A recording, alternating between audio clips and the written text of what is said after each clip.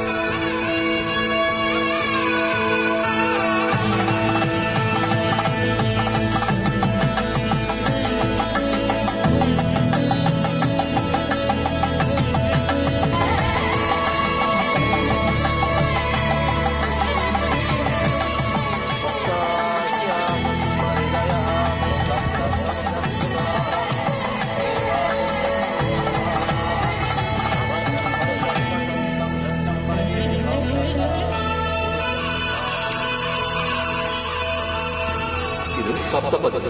ಸಪ್ತಪದಿ ಅಂದ್ರೆ 7 ಹೆಜ್ಜೆಗಳು ಅಂತ. ಒಂದೊಂದು ಹೆಜ್ಜೆಗೂ ಒಂದೊಂದು ಅರ್ಥ ಇದೆ. ಅದರಲ್ಲಿ ಮೊದಲನೇ ಹೆಜ್ಜೆ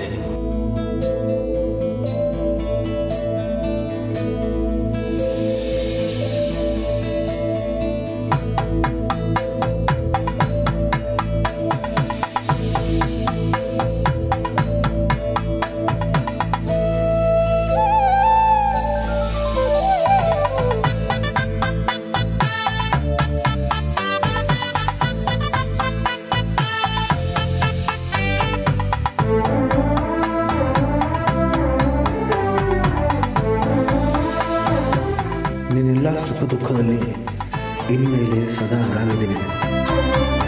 ನಿಮ್ಮ ಸಂಪೂರ್ಣ ಹೊಣೆ ಇನ್ಮೇಲೆ ನಂದು ಸರ್. ನೀವು ನನ್ನವರು.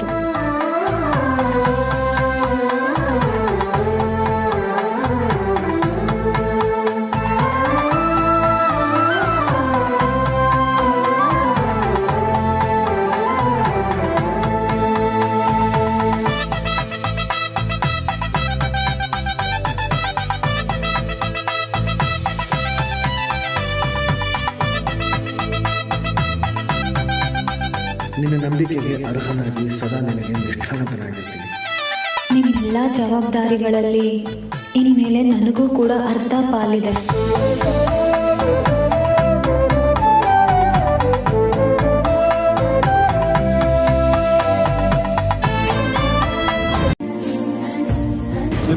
ಸಂಜು, ಮೊದಲು ಈ ತಾಯಿ ಆಶೀರ್ವಾದ ತಗೋ.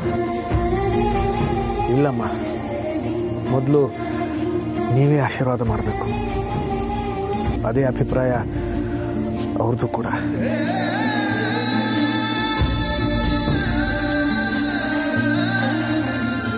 ನೀವು ಈ ಮದುವೆಗೆ ಬಂದಿರೋದ್ರಿಂದ ನನಗೆ ಎಷ್ಟು ಸಂತೋಷ ಆಗಿದೆ ಅಂತ ನನ್ನ ಮಾತುಗಳಲ್ಲಿ ಹೇಳೋಕ್ಕಾಗಲ್ಲಮ್ಮ. ಆಶೀರ್ವಾದ ಮಾಡಿ.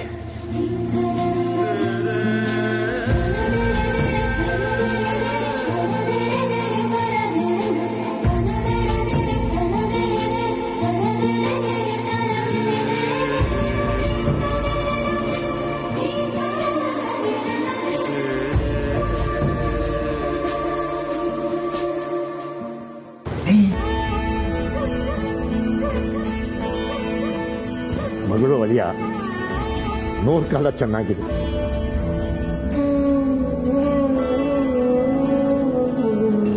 Congratulations, sir. I'm really happy for you. Anu, congrats. Thank you ಮಾ. ನೀವಿಬ್ಬರು ಯಾವಾಗಲೂ ಕೂಡ ಖುಷಿಯಾಗಿ ಸಂತೋಷವಾಗಿರಲಿ ಅಂತ ನಾನು ದೇವ್ರ ಹತ್ರ ಬೇಡ್ಕೋತೀನಿ. All the very best. Meera,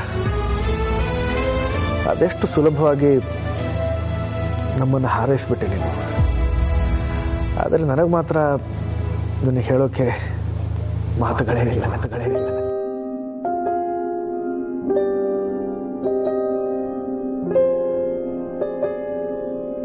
ಈ ಎಲ್ಲ ವ್ಯವಸ್ಥೆ ಎಷ್ಟು ಸುಂದರವಾಗಿ ಆಯೋಜಿಸಿದೆ ಮೀರಾ.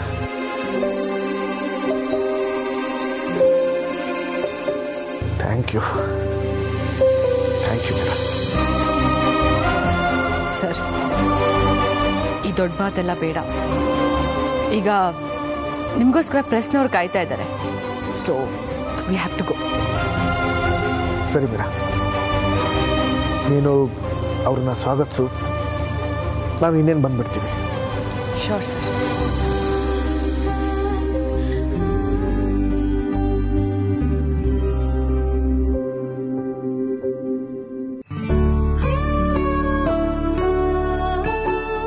ಅಯ್ಯೋ, ಇದೇ ನಾನು ಮೇಡಮ್. ಚೇಂಡೆ ಸರ್, ನಿಮಗೆ ಯಾವ ಥರ ಥ್ಯಾಂಕ್ಸ್ ಹೇಳಬೇಕು ಅನ್ನೋದು ಗೊತ್ತಾಗ್ತಿಲ್ಲ. ಗೊತ್ತಿಲ್ಲ ಅಂದ್ರೆ ಹೇಳಕ್ ಹೋಗ್ಬೇಡಿ, ಕಷ್ಟ ಯಾಕೆ?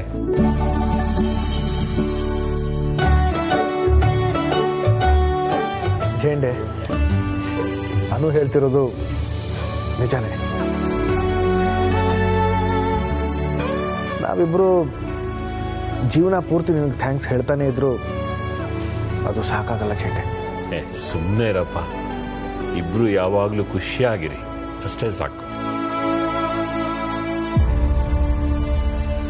ರಾಮ ಸೀತೆನ ಎದೆಯೊಳಗಿಟ್ಟು ಜೋಪಾನ ಮಾಡಿದ ಹನುಮಂತರ ನಾನಿರ್ತೀನಿ. ನಾನಿರೋವರೆಗೂ ನಿಮ್ಮಿಬ್ಬರಿಗೂ ಯಾವುದೇ ತೊಂದರೆ ಆಗಲ್ಲ, ಇದು ಪ್ರಾಮಿಸ್.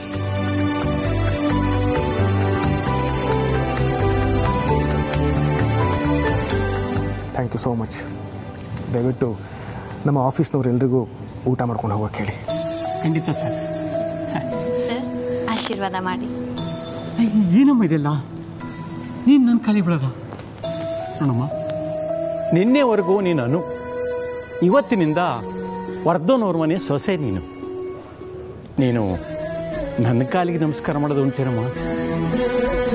ವರ್ಧನ್ ಮನೆ ಸೊಸೆ ಅಂದ ಕೂಡಲೇ ಹಿರಿಯರಿಗೆ ಗೌರವ ಕೊಡೋ ಕರ್ತವ್ಯ ಇನ್ನೂ ಹೆಚ್ಚಾಗಿದೆ ಸರ್. ನೋಡು, ನೀನೇನನ್ನು ಬಯಸಿದ್ಯೋ ಅದನ್ನೆಲ್ಲ ಆ ದೇವರೇ ನಿಂಗೆ ನೀಡಿದ್ದಾನೆ. ನಿನ್ನ ಬದುಕು ಹೀಗೆ ಇರಬೇಕಿತ್ತು, ಇಲ್ಲೇ ಇರಬೇಕಿತ್ತು ಅಂತ ಬಹುಶಃ ನಿರ್ಧಾರ ಆಗಿತ್ತು ಅಂತ ಕಾಣಿಸುತ್ತೆ. All the best. ದೇವರು ಚೆನ್ನಾಗಿಟ್ಟಿರಮ್ಮ.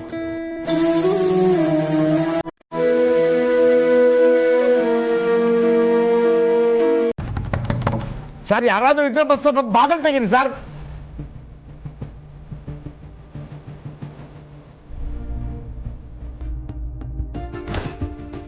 ಹಲೋ, ಯಾರಾದರೂ ಇದ್ದೀರಾ ಸರ್?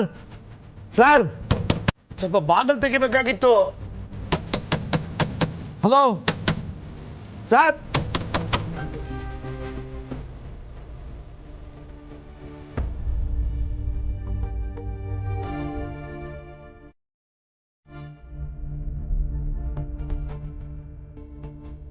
ಸರ್, ನನ್ನ ರೂಮ್ದು ಬಾಗಿಲು ಭದ್ರವಾಗಿ ಲಾಕೋಗ್ಬಿಟ್ಟಿದೆ. ಎಷ್ಟು ಜೋರಾಗಿ ಹೇಳಿದ್ರು ಬರ್ತಾ ಇಲ್ಲ ಸರ್. ಯಾರನ್ನ ಕಳಿಸಿ sir. Sorry, sir. Sorry. I will find the person who can speak in Kannada. Sir, ನಿಮಗೆ ಕನ್ನಡ ಬರಲ್ವಾ? Door is lock.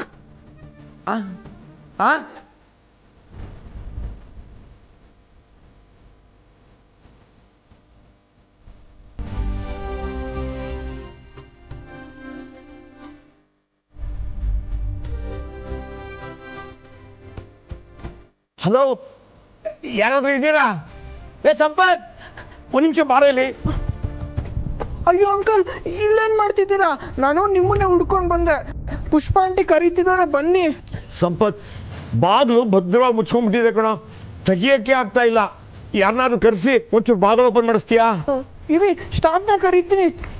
ಬೇಗ ಕಣ.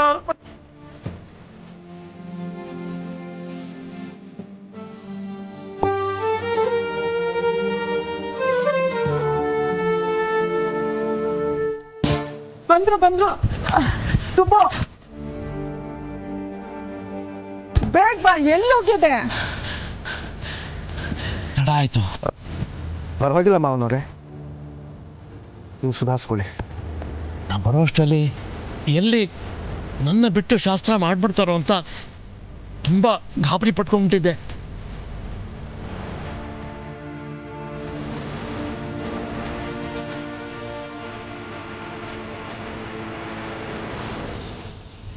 ನೀವಿಲ್ಲದೆ ಅದು ಹೇಗೆ ಸಾಧ್ಯ ಮಾವನವರೇ? ಈಗ ನೀವು ಬಂದಿದ್ದೀರಲ್ಲ, ಸ್ವಲ್ಪ ಸುಧಾರಿಸ್ಕೊಳ್ಳಿ, ಪ್ರಾರಂಭ ಮಾಡೋಣ. ಅಪ್ಪ ಎಲ್ಲಿದ್ರಿ ಅಪ್ಪ? ಯಾಕಿಷ್ಟೊತ್ತು? ಇಲ್ಲೇ ಕೋಣೆಯಲ್ಲಿದ್ದೆ. ಇಲ್ಲ, ದಕ್ಷಿಣ ತರಕ್ಕೆ ಹೋಗಿದ್ದೆ, ಅದನ್ನೇ ಮರ್ತ್ಬಿಟ್ಟು ಬಂದ್ಬಿಟ್ಟೆ. ಪರವಾಗಿಲ್ಲ, ಅದೆಲ್ಲ ವ್ಯವಸ್ಥೆ ಆಗಿದೆ. ಇದು ನೀವೇ ಮಾಡಬೇಕಾಗಿರೋ ಶಾಸ್ತ್ರ. ಬನ್ನಿ.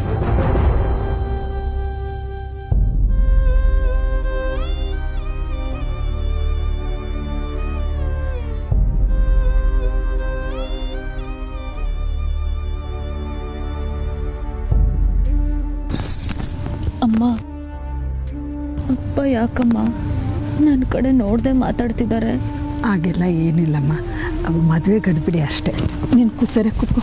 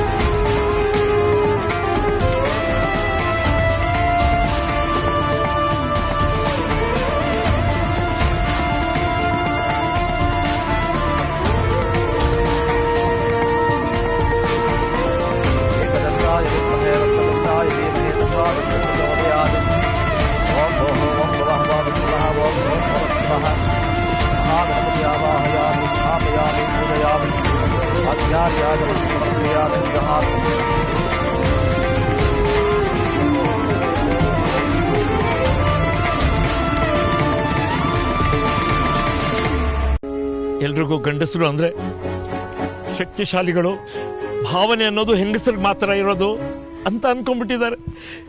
ಹೆಂಡತ್ರ ಅಪ್ಪಂದ್ರನ್ನ ಕೇಳಿ ನೋಡಿ ಅವನಂತ ಭಾವನಾ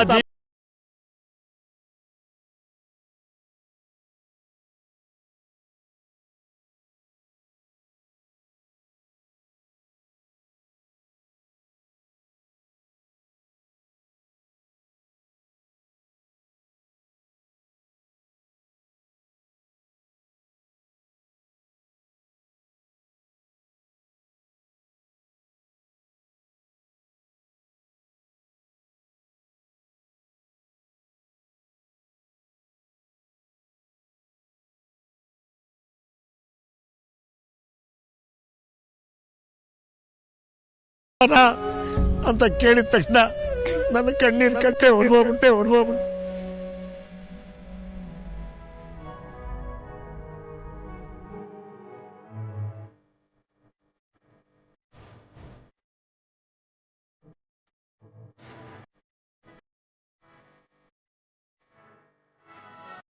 ಅತಿಯಾದ ಪ್ರೀತಿನ ಬಚ್ಚಿಟ್ರೆ ನಮ್ಮನ್ನ ಪ್ರೀತಿಸೋರ್ಗೆ ಅದು ಕೋಪದ ಥರನೇ ಕಾಣಿಸುತ್ತೆ.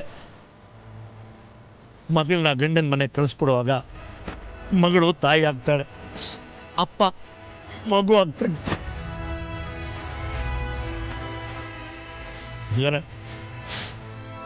ನಿನ್ನ ಮೊದಲನೇ ದಿನ ಶಾಲೆಗೆ ಕಳಿಸಿದ್ದೆಲ್ಲ ನೆನಪಾಗ್ತಾ ಇದೆ. ಅವತ್ತು ನಿನ್ನ ಶಾಲೆಗೆ ಬಿಟ್ಟು ನಾನು ಮನೆಗೆ ಬಂದು ಅಳ್ತಾ ಕೂತಿದ್ನಲ್ಲ, ಇವತ್ತು ಹಾಗೆ ಅದೇ ಥರ ಮನೆಗೆ ಹೋಗಿ ಅಳ್ತಾನೆ ಇರ್ತೀನಿ.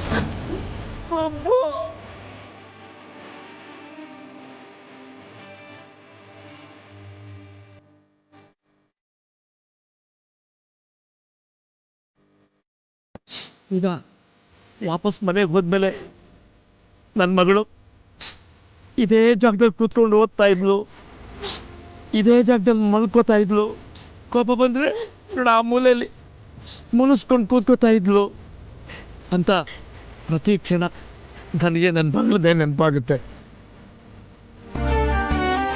ಇಲ್ಲಿ ಅದೆಷ್ಟೋ ಜನ ಹೆಣ್ಣೆತ್ತೋರಿದ್ದೀರ ಅಲ್ವಾ, ನಿಮಗೆಲ್ಲ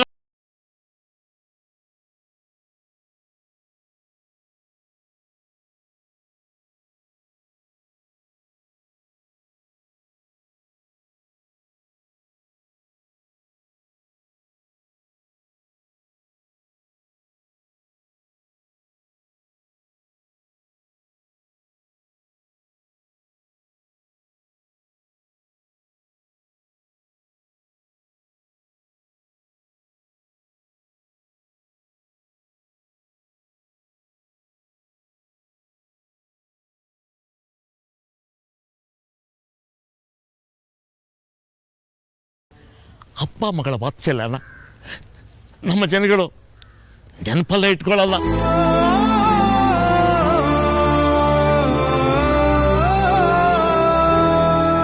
ಕೈ ತಟ್ಟಿ ಹೇಳ್ತೀನಿ ಅಳಿಯಂದ್ರೆ, ದಶರಥನಿಗೆ ರಾಮ ಕಾಡಿಗೆ ಹೋದಾಗ ಎಷ್ಟು ನೋವಾಗಿತ್ತೋ ಅಷ್ಟೇ ನೋವು ಸಂಕಟ ಅವನ ಮಗಳು ಶಾಂತನ್ನ ಬೇರೆ ಮನೆ ಕೊಟ್ಟಾಗ್ಲೂ ಅಷ್ಟೇ ಆಗಿತ್ತು ಅಂತ. ಅಳಿಯಂದ್ರೆ, ನಿಮ್ಮ ಒಟ್ಟು ಆಸ್ತಿ ಎಷ್ಟಿರ್ಬೋದು? 10,000 ಕೋಟಿನಾ?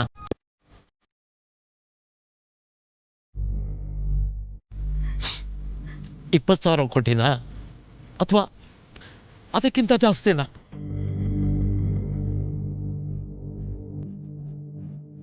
ನಾನು ಆ ಒಟ್ಟು ಆಸ್ತಿಗಿಂತ ಶ್ರೀಮಂತ ಅಳಿಯಂದ್ರೆ, ಶ್ರೀಮಂತ. ನನ್ನ ಆಸ್ತಿ ಏನು ಗೊತ್ತಾ? ನಿಮ್ಮಿಂದ ಬೆಲೆನೇ ಕಟ್ಟಕ್ಕಾಗಲ್ಲ.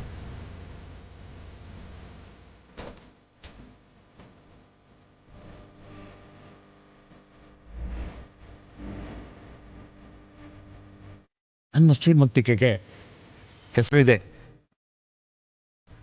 ಆ ಶ್ರೀಮಂತಿಕೆ ಹೆಸರೇ ಅನು ಸಿನಿಮಾ.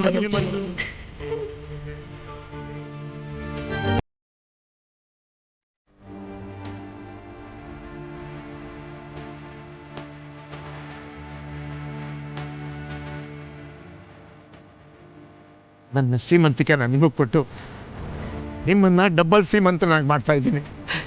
ಇಷ್ಟು ದಿನ ನೀವು ಮಹಾರಾಜರಾಗಿರ್ಬೋದು, ಆದರೆ ಇವತ್ತಿಂದ ನೀವು ಚಕ್ರವರ್ತಿ ಚಕ್ರವರ್ತಿ ಚಕ್ರವರ್ತಿ.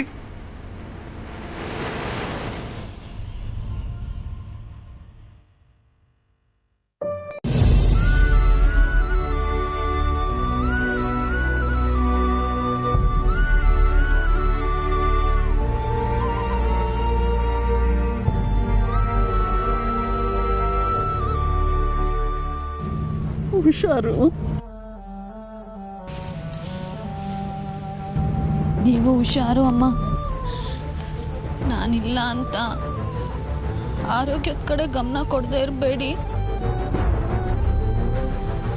ಅಪ್ಪಂಗೆ ಮಾತ್ರೆ ಕೊಡೋದನ್ನ ತಪ್ಪಿಸ್ಬೇಡ.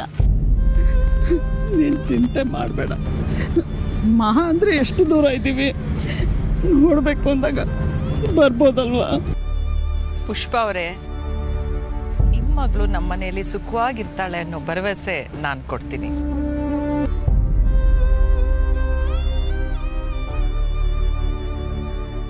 ನೀವೇನು ಚಿಂತೆ ಮಾಡಬೇಡಿ. ಅನು ಇನ್ಮೇಲೆ ನನ್ನ ಮಗಳು.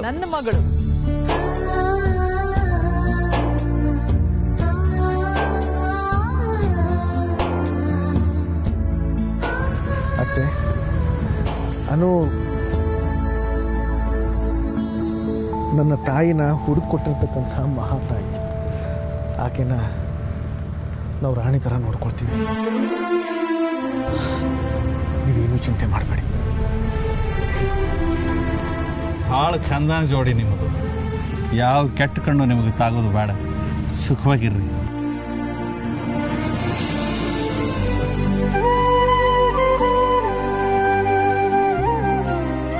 ಸಮಯ ಮಾಡಿಕೊಂಡು ಮನೆಗೆ ಬಾರೋ ಸಂಜು.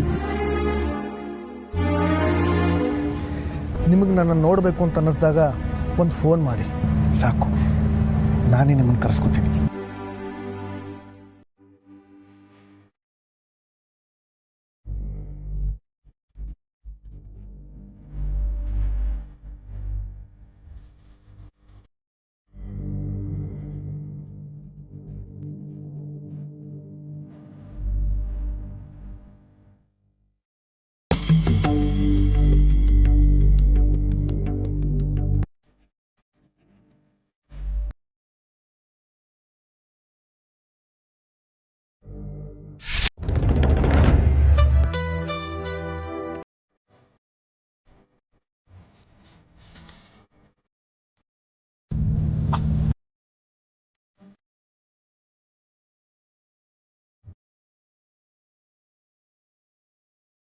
ಅಮ್ಮ ಹಚ್ಚಿದೊಂದು ಹಣತೆ